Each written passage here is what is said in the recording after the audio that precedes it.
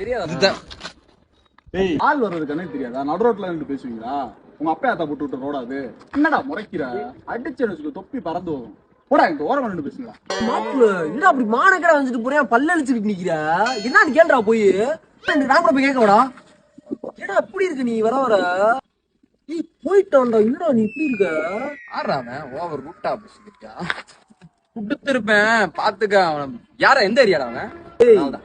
இவ்வளவு நேரம் எங்கடா வேண்டிய அப்பலாம் அமைதியா இருந்துட்டு போற பக்கத்துல நீ இருந்தனால அவன் தப்பு. போயிட்டு என்னடா கால்ல இருந்து ஒரு மாதிரி உம்முனே இருக்க.